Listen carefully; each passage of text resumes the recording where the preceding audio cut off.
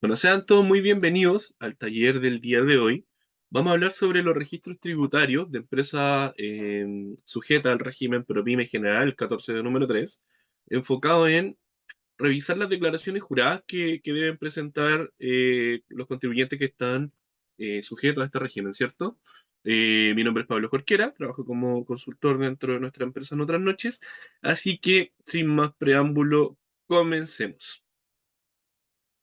Primero, como introducción, sabemos que en el siguiente taller vamos a analizar la confección de los diferentes registros tributarios que deben presentar aquellos contribuyentes sujetos a las disposiciones de la letra D del artículo 14 de la Ley de Impuesto a la Renta.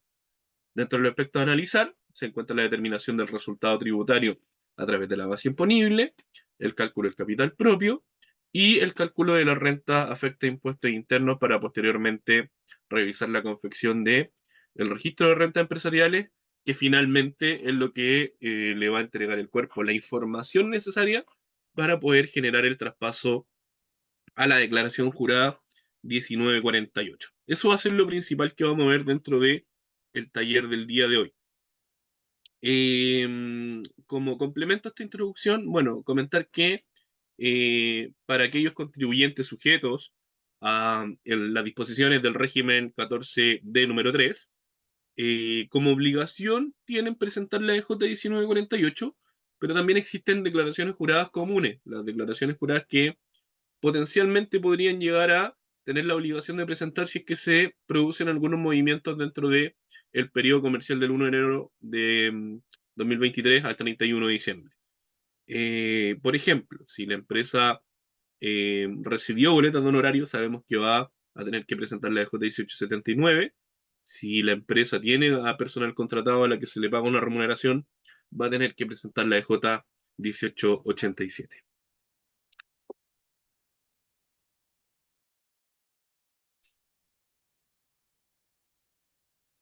Voy a partir comentándole este flujo, que mi punto de ver, eh, sobre todo cuando analizamos la DJ 1948. A ver, la DJ 1948 es súper específica, habla sobre el control de retiro y el control de crédito, ¿cierto?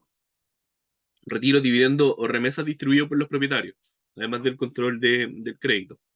Pero para efectos de poder determinar el crédito, sobre todo, que se van a llevar o que se van a distribuir con estos retiros efectuados por los propietarios, es súper importante tener en cuenta que este flujo no lo podemos saltar. ¿De qué se trata este flujo? Nosotros sabemos que, primero que todo, vamos a encontrar el registro contable que nos va a alimentar un balance, desde el cual nosotros vamos a tener los datos principales para generar la determinación de una renta líquida imponible, el capital propio, la renta afecta impuesto, para terminar finalmente con el registro de renta empresarial y los créditos. Sabemos que al registro de renta empresarial debemos llevar el control de los créditos y cuando hablamos de una empresa 14 de número 3 sabemos que tienen el derecho de poder utilizar el impuesto de primera categoría pagado por la empresa en un 100% como crédito eh, para los propietarios, ¿cierto? Al momento de generar los retiros van a poder llevarse ese crédito. Por lo tanto, acá primero tenemos la primera vinculación de la renta líquida imponible con el registro de renta empresarial. Después sabemos también que debemos llevar el control de la renta afecta impuestos para poder determinar, y lo vamos a ver más adelante, la determinación de la imputación de los retiros. Sabemos que los retiros tienen un orden de imputación, donde en primer orden está el RAP, posteriormente el RAI, eh, y según el retiro, si es que fuese imputado al RAI, va a llevar crédito, por lo tanto, también es importante poder determinar una renta afecta impuestos. Pero ¿a qué es lo que quiero llegar o transmitir? Que para que podamos tener el registro de renta empresarial, por lo tanto, la información necesaria para poder traspasar a la DJ 1948, debemos haber pasado por este registro anterior. El registro contable, el balance, la renta líquida imponible como corazón de la renta, capital propio, renta efecto impuesto, finalmente registro de renta empresarial. También sabemos que la empresa sujeta al régimen 14 de número 3 no están obligadas a llevar contabilidad completa. Por lo tanto, podrían no tener que pasar por un registro contable, un balance, pero sí van a tener que determinar una renta líquida imponible, una base imponible a través de la diferencia de los ingresos y egresos. O sea, que para efectos tributarios, desde aquí en adelante, de la renta líquida imponible, no nos podemos saltar ningún paso, ¿cierto? Sigamos avanzando. Entonces, este flujo nos va a dar paso a tener la información de poder completar las declaraciones juradas 1948, que principalmente se va a completar con los datos del registro de renta empresarial, como declaración jurada obligatoria para este régimen. Después tenemos la EJ 1879, que dijimos va a venir, o el contribuyente va a tener que declararla si es que recibió boletas de honorario por prestación de servicios profesionales. Y la EJ 1887 sobre sueldos que deberá presentar si es que hubo remuneración pagada a algún personal contratado. Finalmente, toda esta información también la vamos a traspasar a el formulario 22, formulario de renta, en los recuadros desde el 17 al 20. Eso como introducción general.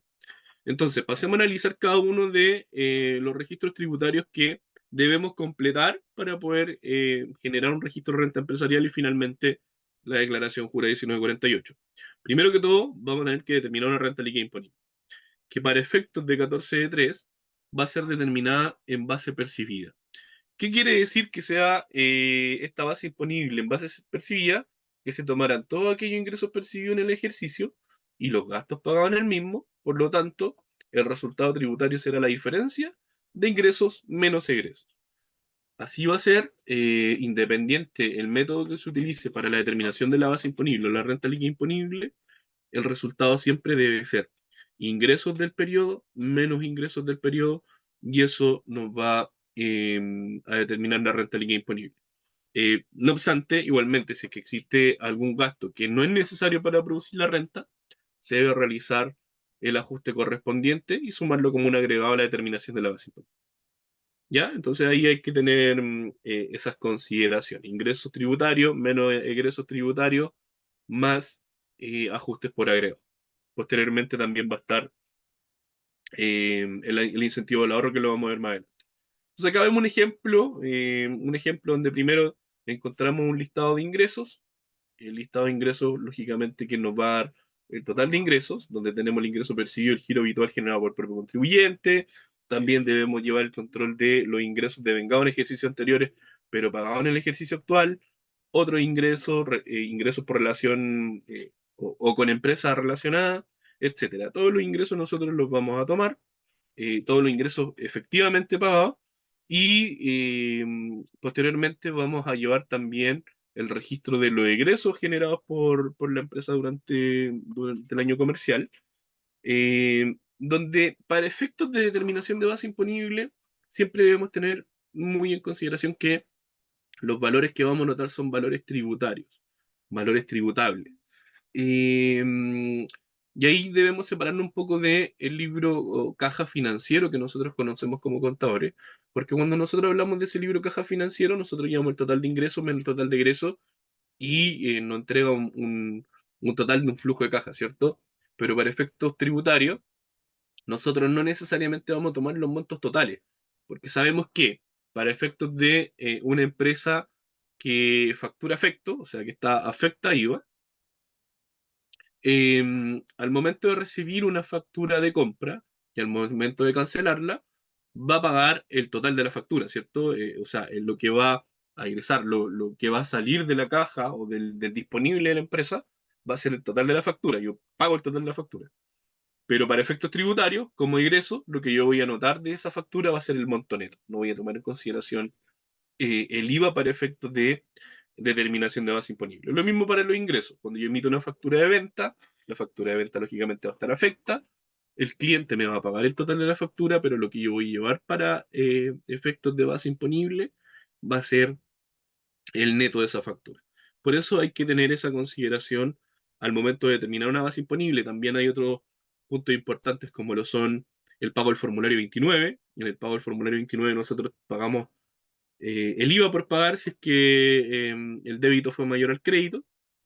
Pagamos el PPM, pagamos el impuesto único, pagamos la retención de segunda categoría, la retención del 3%, pero no todos esos valores son tributables. Por ejemplo, el PPM sabemos que es una provisión, por lo tanto, no la vamos a tener en consideración para el total de egreso que nosotros vamos a llevar para determinación de base imponible. Así que es bien importante entender y poder generar ese análisis al momento de determinar una base imponible con estos ingresos y egresos tributables. Por eso hay que tener en la cabeza, en la mente, en el análisis, al momento de registrar un ingreso o un egreso, poder diferenciar del total, el total del ingreso y el ingreso o egreso tributable. Entonces, teniendo la diferencia entre ingreso y egreso, nosotros vamos a tener una base imponible antes de los agregados. En los agregados seguimos teniendo, por ejemplo, la partida que se refiere al inciso primero, inciso segundo del artículo 21. Después de agregar, de sumar este gasto rechazado, vamos a encontrar la base imponible antes del incentivo al ahorro. Como opción, también van a tener estos contribuyentes poder acogerse y utilizar esta franquicia de la rebaja del 50% de la base imponible por incentivo al ahorro, con un tope de 5.000 UF, y eso nos va a llevar a determinar nuestra base imponible, sobre la cual nosotros vamos a calcular el impuesto de primera categoría, que para efectos del año tributario 2024 va a ser de un 10%.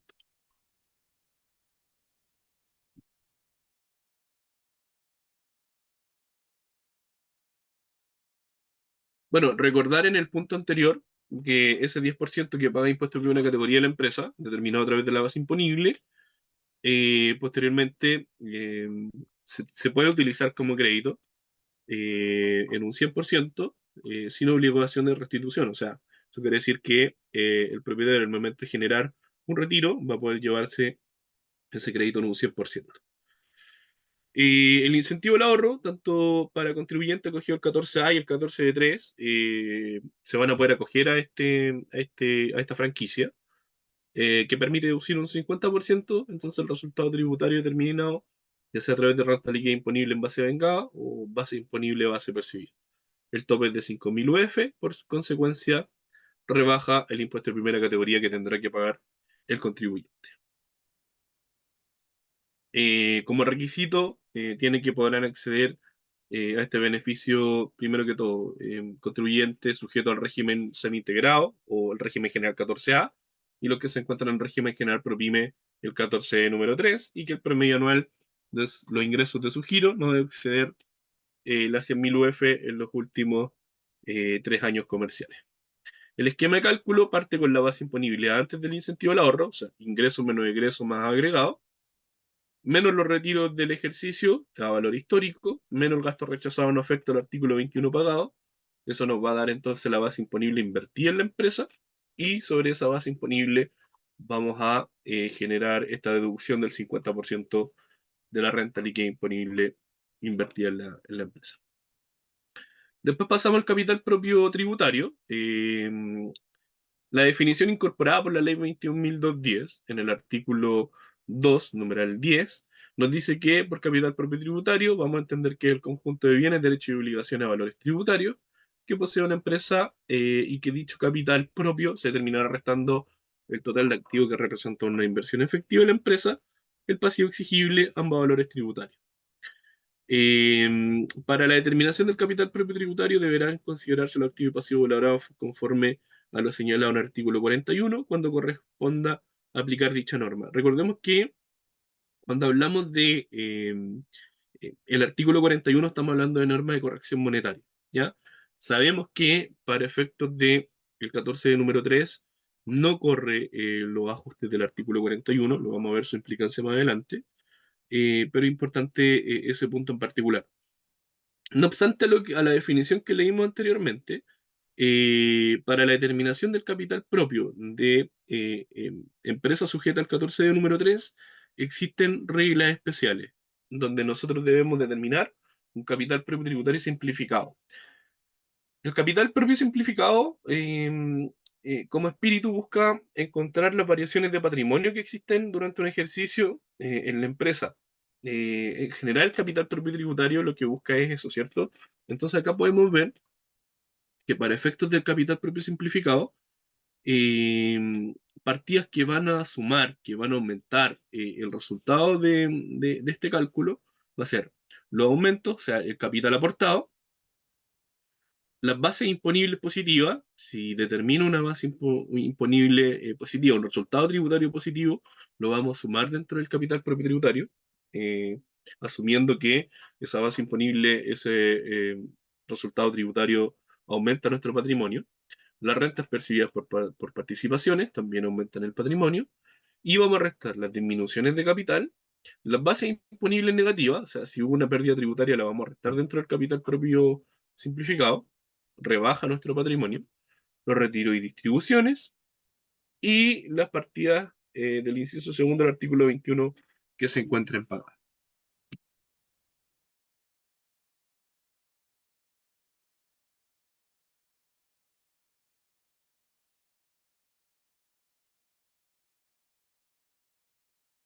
Aquí podemos ver el esquema de cálculo del capital propio simplificado que encontramos en el recuadro 19 del formulario 22, donde acá tenemos lo que mencionábamos anteriormente, los aumentos y las disminuciones de patrimonio que pudieran producir dentro del ejercicio, donde partimos con el capital propio tributario positivo inicial o negativo inicial, que serían las partidas del capital propio tributario final del año anterior, o el capital aportado para empresas que inician actividad, en este caso, a partir del 1 de enero del 2023. Aumento efectivo de capital, base imponible impuesto de primera categoría, el incentivo al ahorro, que es una rebaja a la base imponible, pero que finalmente no es un desembolso para la empresa, por lo tanto, no es patrimonio lo que sale de la empresa, sino que es solamente una franquicia, un beneficio, que por lo tanto, para efectos del capital propio, debemos agregar. Las pérdidas en ejercicios anteriores, rentas percibidas con motivo de participación en otra empresa, y como rebajas tenemos el valor de las disminuciones de capital, la pérdida tributaria del ejercicio, las partidas del inciso segundo del artículo 21 y los retiros y distribuciones del ejercicio afectados a los propietarios. Pasamos a la definición de los registros de renta empresarial, donde, de acuerdo a lo establecido en el número 2 de la letra del artículo 14, los registros de renta empresariales son los siguientes. Primero, el RAI, la renta afecta impuesto. El REX, la renta exenta, o sea que ahí tenemos la renta con tributación cumplida, la renta exenta, el ingreso no renta, y el SAC, los saldos acumulados de crédito. Además, el artículo 11 transitorio nos dice que debemos controlar el STUT. Dentro del STUT, el saldo total de utilidades tributarias que sabemos que viene desde el antiguo FUT. Primero, normas generales para el registro de renta empresarial. Al régimen PROPYME no le aplican las normas de corrección monetaria establecidas en el artículo 41, por lo que al confeccionar el registro de renta empresarial no se deben reajustar los remanentes ni las imputaciones de esto. Este punto es súper importante porque cuando nosotros hablamos de el registro de renta empresarial, debemos considerar que estamos hablando de el registro tributario que lleva a la empresa, del control de los retiros y los créditos y los saldos afecto a impuestos que tiene la empresa, saldo afecto a impuestos y exentos de impuestos también. La normativa nos dice que no debemos, o no le aplican las normas de corrección monetaria del artículo 41. Entonces, en el momento en el que nosotros confeccionamos el registro de renta empresarial, es sin corrección monetaria, pero debemos tener en consideración, y sobre todo enfocado a lo que nos convoca hoy día, que es la presentación de la DJ 1948, que para efectos de DJ 1948 sí se deben actualizar los retiros. O sea, en el registro de renta empresarial yo voy a anotar los montos a valor histórico, pero para efectos de traspaso de información hacia la declaración jurada, los montos que yo voy a anotar en la declaración jurada van a ser esos mismos montos, pero reajustados. Eso tiene una lógica. Seguimos. La normativa nos está diciendo que para las disposiciones de eh, contribuyentes sujetos al 14 de número 3 no aplica eh, la corrección monetaria establecida en el artículo 41, pero para personas naturales no dice nada. Para personas naturales sigue aplicando la norma de corrección monetaria. La DJ 1948 lo que presenta finalmente los datos de los retiros y los créditos distribuidos hacia los propietarios. Información que va a alimentar posteriormente la declaración de renta del formulario 22 de los propietarios. Entonces, para los propietarios sí corresponde que se aplique corrección monetaria. Por lo tanto, insisto, en la declaración jurada, los montos van a ir reajustados para efectos de confección de registro de renta empresarial de la empresa, los montos van a ser a valor histórico. Lo mismo posteriormente para presentarlo en el formulario 22 de la empresa. En el formulario 22, el registro de renta empresarial se informa en el recuadro 2021. En el recuadro 2021, los saldos que aparecen en el registro de renta empresarial son a valor histórico. ¿Ya? Entonces, por norma general, a menos que los retiros siempre hayan sido efectuados en diciembre, la información del recuadro 2021 del formulario 22 no necesariamente va a ser la misma que va a aparecer en la DJ 1948. La variación va a ser por efectos de corrección monetaria. Eh, Sigo.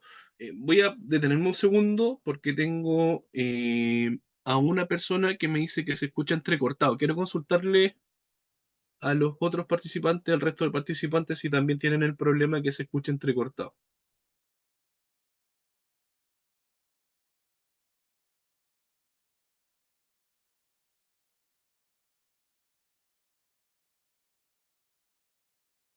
Perfecto. Muchas gracias a todas las personas que contestaron. Hilda me parece que era la persona que tenía problema. Tendría que revisar su conexión, puede intentar ingresando nuevamente. Así que nuevamente le agradezco a las personas que ya contestaron. Como la mayoría escucha bien, vamos a seguir avanzando, ¿ya? Entonces, los registros de renta empresariales deben ser confeccionados al término del ejercicio y las imputaciones se realizarán en orden cronológico. Eh, ¿Qué quiere decir? Que independiente de la participación que tenga cada uno de los propietarios de la empresa, los saldos se van a ir distribuyendo según el orden cronológico en el que se realizaron los retiros. También hay una disposición especial que nos dice que si en un mismo día se han efectuado retiros, remesas o distribuciones por más de un propietario, la imputación a los saldos acumulados en los registros RAI, bueno, en este caso el DEDA no correría, pero sí el REX, se efectuará en forma proporcional a cada uno de ellos considerando el porcentaje que represente cada retiro sobre el total realizado el mismo día, salvo que la empresa pueda acreditar la cronología respectiva dentro del mismo día. Esto quiere decir que si en un mismo día un propietario o se registran dos retiros de diferentes propietarios por un total de 100, para efectos de distribuir los saldos del RAI, el REX y eh, por consecuencia los saldos de crédito, se va a tomar en proporción del total de los retiros que se hayan efectuado. Entonces, si un propietario hizo un retiro de 70 y el otro de 30, se van a ir en proporción de 70% para uno y en 30 para el otro. Ahora, para que se genere esa proporción, igualmente deben darse más condiciones. Por ejemplo, que estamos hablando de que se hace un retiro de 100. Para que se genere esa proporción, los saldos del RAI, el REX y el STUD debiesen ser menores a 100 para efectuar proporcionalidad. Si el total del RAI, el REX y el STUD es mayor a los 100 que se retiraron, finalmente se va a retirar sin utilizar proporción, sino que el total que realizó cada uno. El orden de imputación, entonces, sabemos que en primer lugar vamos a repartir las rentas con tributación cumplida, incluso con anterioridad que haya acumulado en el registro RAI. Eso está en el artículo 10º transitorio del artículo, o perdón, de la ley 21.210. Sabemos que no se considera el registro del DEDAN debido a que este contribuyente no confecciona en dicho registro. O sea, eh, sabemos que por normativa en el 14.3, la adquisición de activo fijo se va a llevar directamente a gasto. Se va a reconocer como ingreso dentro de la determinación de la base disponible, según lo que haya cancelado la empresa por esa adquisición del activo fijo. Por lo tanto, hablamos de el concepto de depreciación instantánea. Y por lo mismo, por consecuencia, no vamos a tener una diferencia entre una depreciación acelerada y la normal. En el caso de que no exista saldo en los registros, el retiro igualmente se grabará con los impuestos finales. Eso es súper importante entenderlo y a no confundirlo con el concepto de retiro en exceso. El retiro en exceso son los retiros en excesos efectuados hasta el 31 de diciembre del 2016. De ahí en adelante no corre ese concepto de retiro en exceso, sino que simplemente, si tengo un saldo en el RAI, en el REX y en el DEGAN, se retira todo, se distribuye todo, y siguen habiendo saldos de retiro, esos retiros van a ir anotados en la declaración jurada sin derecho a crédito. ¿Y qué significa esto? Que finalmente va a tributar con impuesto global complementario. Y finalmente dice que en el evento de que exista FUR, cuando exista una evolución de capital formal, debe ser imputado en primer lugar. Eso en el artículo 16 transitorio de la ley 21.210. Tenemos la renta afecta impuesto también. El registro del RAI es súper importante para la determinación de la base imponible, porque encontramos la renta afecta impuesto. Hace un tiempo atrás hicimos un taller donde le explicamos más en detalle eh, las variaciones del RAI, cómo calcularlo, lo que busca, cómo asegurarse o verificar que está bien calculado, pero en regla general lo que busca suena súper redundante, pero a veces no se entiende. La renta afecta impuestos. Y si nosotros analizamos un poco el concepto de renta afecta impuestos, llevándolo a un ejemplo, nosotros sabemos que cuando se genera eh, una determinación de una base imponible, esa base imponible es positiva, esa base imponible, primero, paga impuesto de primera categoría, por lo tanto ya es una renta afecta impuestos, y también es una renta afecta a impuestos finales, porque al momento de ser distribuida hacia los propietarios, esa renta va a tener que pagar impuesto global complementario, ¿cierto?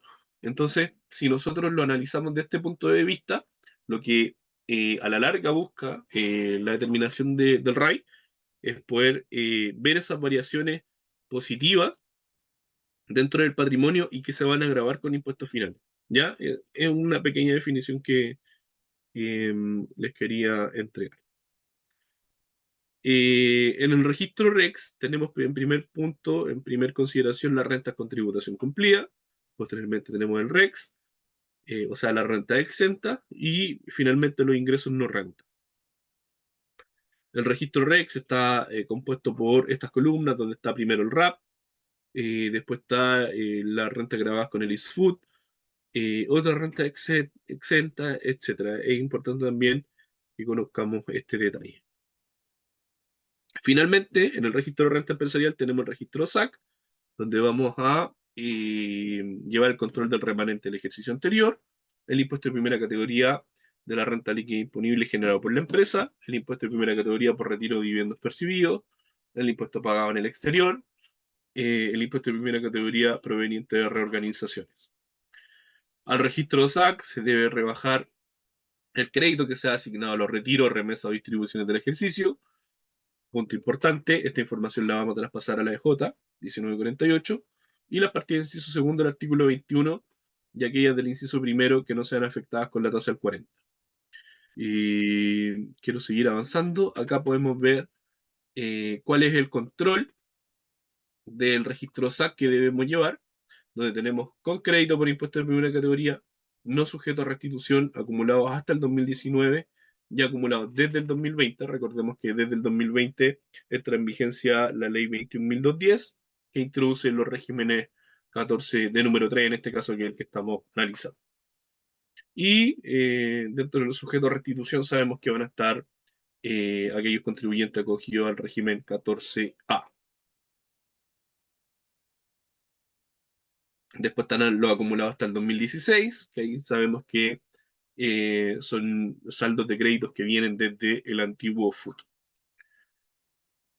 Entonces, ya habiendo analizado los registros tributarios que se deben generar para poder determinar un correcto registro de renta empresarial que nos permita traspasar esa información hacia la declaración jurada, vamos a partir analizando las declaraciones juradas que deben presentar eh, este tipo de contribuyentes. Primero, declaraciones juradas comunes que van a ser dependiendo de si es que existen o no movimientos de este tipo. Tenemos la DJ 1879, que debe ser presentada por los contribuyentes que paguen renta del artículo 42, número 2, y 48 sobre la ley de impuesto a la renta. O sea, Si es que se generan pagos de retenciones de honorarios, vamos a tener que presentar esta ADJ. Vamos a avanzar con esta parte porque quiero resumirla un poco. El contenido de esta ADJ es la identificación del receptor de la renta, monto de la retención de impuestos y la retención adicional del 3%.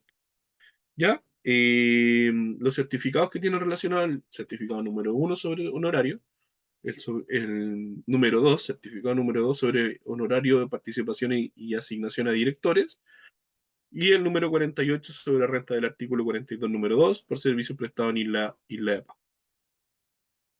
Después tenemos la EJ 1887, también común, y que se deberá presentar si es que las personas naturales jurídicas que ejerzan, perdón, o desarrollen una actividad empresarial que hayan pagado rentas de 42 número 1. 42 número 1 sueldo, si hay rentas pagadas del 42 número 1, se genera la EJ 1887. Si hay rentas del artículo 42 número 2 de honorario, se presenta la EJ 1879. El contenido es identificar el receptor de la renta neta pagada, el impuesto único, la renta no gravada, la renta exenta, la rebaja por zona extrema y el 3% por préstamo tasa cero. Los certificados relacionados son el número 6 sobre sueldo y otras rentas similares y el número 41 sobre sueldos y otras rentas similares de trabajadores agrícolas. Acá quería llegar, que es la EJ 1948, obligatoria para este tipo de contribuyentes, a menos que no exista un retiro, después podemos conversar sobre eso. Y entonces, en esta declaración jurada vamos a llevar el control de los retiros, remesas o distribuían dividendos durante el año comercial. Anterior al que estamos declarando, ¿cierto? Estamos en el año 2024, el año comercial anterior el 2023. También va a llevar el control de los retiros en exceso y los créditos generados por la empresa. Acá tengo un análisis de la DJ 1948. Este es el formulario de la DJ 1948, son varias láminas. Y aquí tenemos que imaginar que todas estas láminas van hacia la derecha, ¿cierto? Son columnas que van hacia la derecha. Primero tenemos la fecha del retiro, el RUT del propietario, la identificación si es usufructuario o nuevo propietario, la cantidad de acciones si es que es una SPA o una SA, y posteriormente tenemos afectos a los impuestos del global complementario e impuesto adicional. Esto lo quiero analizar para que nos quede claro esta parte, cómo se completa esta DJ. Porque tenemos afecto al impuesto global complementario y tenemos con crédito por impuesto de primera categoría generado a contar del 1 de enero del 2017. Ahí, cuando hablamos del 1 de enero del 2017, incluso abarca la anterior reforma. Sabemos que desde la entrada en vigencia de la ley 21.210 tenemos el 14 de número 3, que es el que estamos analizando. Por lo tanto, si el retiro está afecto al RAI del ejercicio, o sea, es distribuido desde el RAI, nosotros lo vamos a notar en esta casilla, en la casilla C5, con crédito por impuesto de primera categoría generado a contar del 1 de enero del 2017. Con crédito por impuesto de primera categoría acumulado hasta el 31 de diciembre del 2016, es decir, que el retiro se anotó dentro del registro de renta empresarial o rebajó a la columna del STUT. ¿Ya? Esa es la diferencia entre el C5 y el C6.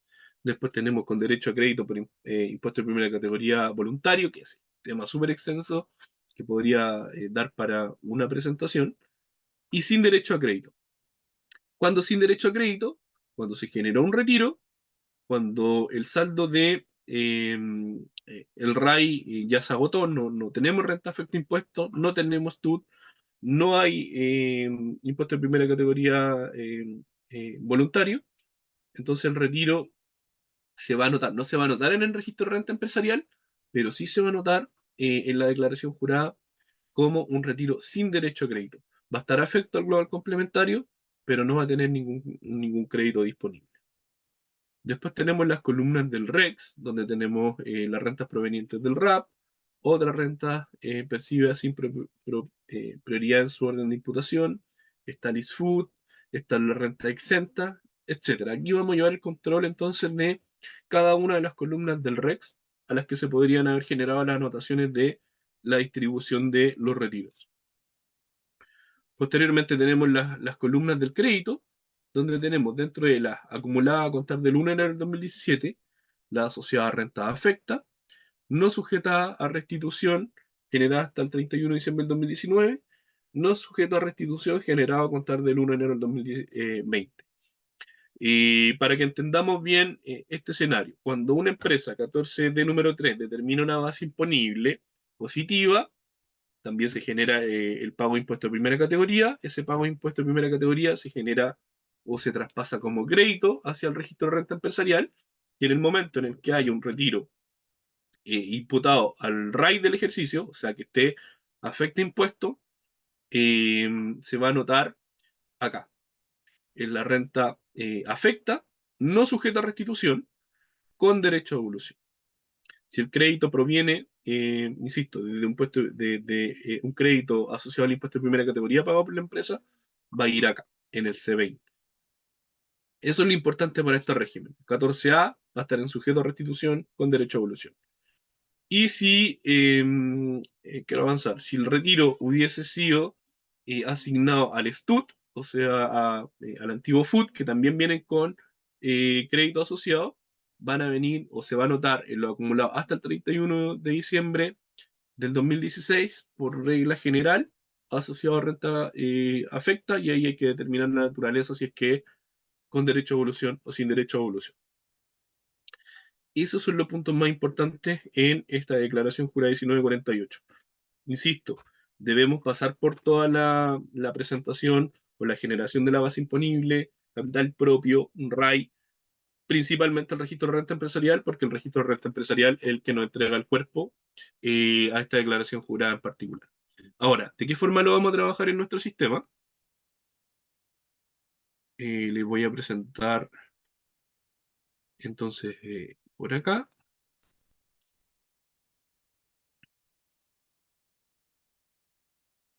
Un segundito, por favor, mientras ya ingresamos. Acá estamos.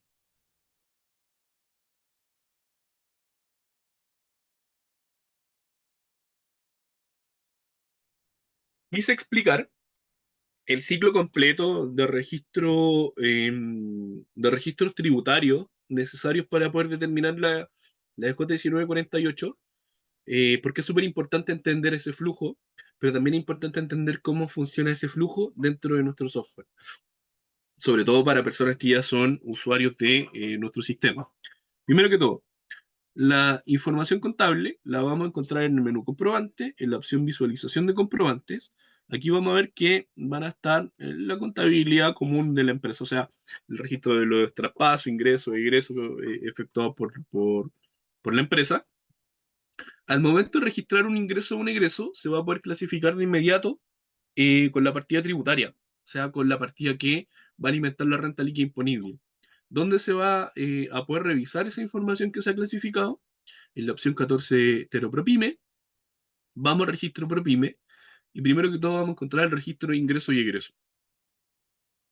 El registro de ingreso y egreso nos va a presentar todos aquellos movimientos que ya fueron clasificados, y desde acá también vamos a poder revisar el detalle. Por ejemplo, acá hay el registro de boletas, que son cancelación que nos generan los clientes, y acá vemos algo que les mencioné en la parte teórica.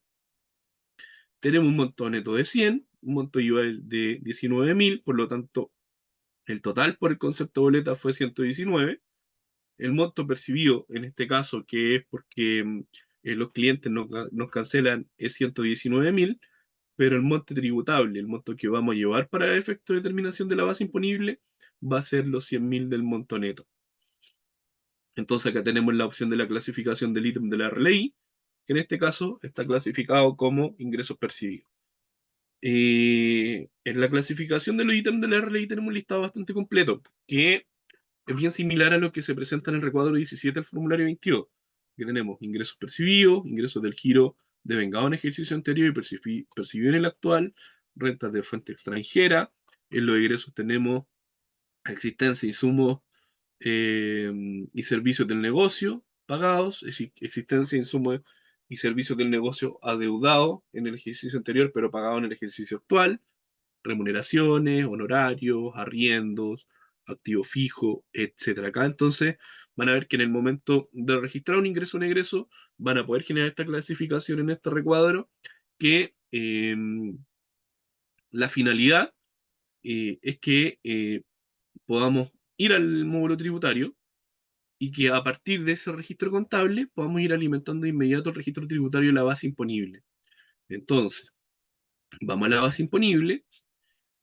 Acá en la base imponible vamos a tener la renta líquida imponible de esta empresa 14 número 3, donde a través del botón traspaso de información, todos aquellos movimientos contabilizados y clasificados en el registro de ingresos y egresos se van a traspasar a esta determinación de la base imponible, donde en primer lugar vamos a encontrar el listado de ingresos, posteriormente los egresos,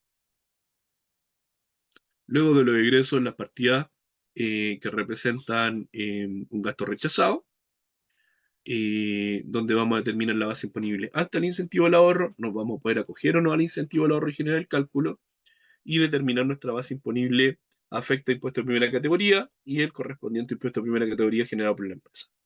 ¿Por qué este dato es importante? Porque esa información del impuesto de primera categoría pagado por la empresa posteriormente se va a traspasar al registro de renta empresarial. Luego vamos a seguir con el capital propio tributario. El capital propio tributario sigue la misma lógica. También tenemos la opción del traspaso de información, donde nos vamos a encontrar con el traspaso de la base imponible calculada en el paso anterior, donde se van a traspasar también la remesa, retiro, dividendo repartido en el ejercicio, las partidas del inciso primero del artículo 21. Y bueno, este capital propio simplificado eh, tiene la opción de ser un cuadro de cálculo. O sea, yo podría agregar, modificar, eliminar montos. Va a ser un cuadro de cálculo completo que el usuario lo va a poder trabajar, siguiendo o partiendo desde la base que se generan los traspasos de información desde los registros tributarios anteriores. Finalmente tenemos el registro del RAI, y en el registro del RAI vamos a encontrar entonces la misma lógica, el traspaso de información, porque partimos con el capital propio simplificado, que es lo que vimos anteriormente. Tenemos la remesa o retiro, dividendo y distribuir en el ejercicio y el capital aportado. Entonces, de ahí vamos a terminar nuestro RAI del ejercicio, que también se va a traspasar al registro de renta empresarial. Un punto que me quedó pendiente mostrar es que acá en tablas generales tenemos la opción de mantención de retiro, dividendo, remesa, y ahí se van a poder ingresar los retiros efectuados por los propietarios, ¿ya? Punto súper importante porque afecta a los cálculos que hemos visto. Seguimos entonces en el módulo tributario, vamos al registro de renta empresarial, y en el registro de renta empresarial vamos a seguir la misma lógica de la que veníamos conversando. Primero, aparecen los remanentes del ejercicio anterior, que sería los únicos datos que como usuarios tendríamos que agregar de forma manual, que sabemos que son los remanentes que vienen del ejercicio anterior, que están anotados en el formulario 22 del ejercicio anterior, del año tributario 2023 en este caso. Y tenemos la información, o perdón, la opción de traspaso de información. El traspaso de información nos va a traer el dato de el RAI del ejercicio, los retiros efectuados por los propietarios, que se van a imputar según el orden de imputación y de orden cronológica, y en la pestaña de créditos nos va a traer el impuesto de primera categoría pagado por la empresa, determinado según la base imponible. Entonces, acá tenemos la opción calcular y guardar. Eso nos va a entregar la imputación de los retiros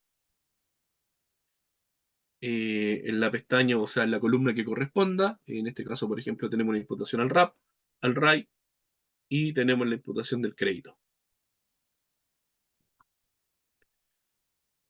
En el momento en el que nosotros tenemos o ya efectuamos la opción de calcular y guardar, o sea, en el que generamos el cálculo de la imputación de los retiros en el registro de renta empresarial, en ese momento recién tenemos la información para llevarla a la declaración jurada 1948. Entonces acá tenemos la opción de traspaso a declaración jurada, y luego del traspaso a la declaración jurada, nosotros vamos a mirar la opción del módulo tributario, a las declaraciones juradas y la 1948. Luego de pinchar la DJ 1948, vamos a poder encontrar el cuerpo de la declaración jurada. En la sección A está eh, los datos del contribuyente. En la sección B, los los datos informados, o sea, eh, los retiros efectuados actualizados con sus respectivos créditos. En ese sentido, para efectos de trabajo en la SJ 1948 en el sistema, eh, no sería necesario agregar ningún dato de forma manual dentro de la EJ. O sea, la importancia del trabajo dentro del software es entender el flujo.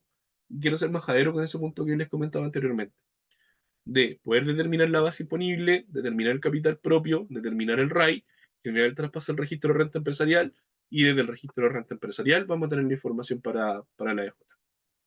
Ya, entonces, ya teniendo el registro de renta empresarial, prácticamente podríamos decir que ya tengo la EJ.